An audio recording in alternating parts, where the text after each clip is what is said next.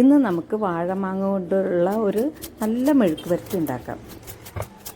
അധികം മൂക്കാത്ത വാഴമാങ്ങ അതിൻ്റെ നടുന്ന ഭാഗമില്ല, അത് വേണം എടുക്കുക, അല്ലെങ്കിൽ കടിച്ചാൽ മുറിയില്ല. ചെറിയ കഷ്ണങ്ങളായിട്ട് നമ്മൾ നുറുക്കിയെടുക്കുക. കറ കളയുന്നതിനായിട്ടൊന്നും മഞ്ഞൾവെള്ളത്തിൽ ഇട്ടതിന് ശേഷം ഇതുപോലെ നാര് കളഞ്ഞെടുക്കുക, അല്ലെങ്കിൽ ഒരുപാട് ഫൈബേഴ്സ് വരും.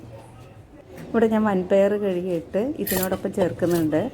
അത് നമുക്ക് കുക്കറിൽ ആവശ്യത്തിന് വെള്ളവും ഉപ്പും മഞ്ഞൾപ്പൊടിയും പിന്നെ കുറച്ച് വേപ്പിലയും അതുപോലെ തന്നെ കുറച്ച് 1-2 പച്ചമുളകും ഇട്ടിട്ട് ഒരു 2-3 വിസിൽ വരുന്നവരെ, 3-4 വിസിൽ വരുന്നവരെ വേവിക്കുക. പയർ വേവുന്നതാണ് അതിൻ്റെ കണക്ക്.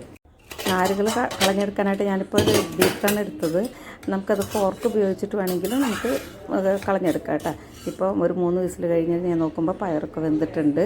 ഇനി നമുക്കത് താളിച്ചെടുക്കുക. അത് താളിക്കാൻ വേണ്ടിയിട്ട് കുറച്ച് ഉള്ളി, വേപ്പില, ചില്ലി ഫ്ലേക്സ്, ഞാൻ വെളിച്ചെണ്ണയാണ് എടുത്തിരിക്കുന്നത്, ഇതെല്ലാം ചേർത്ത് അത് മൂത്ത് വരുമ്പോൾ ഇത് കൂടി ഇട്ട് വഴറ്റി കഴിഞ്ഞാൽ നല്ല ടേസ്റ്റുള്ള മെഴുക്ക് വരട്ടി റെഡിയായി.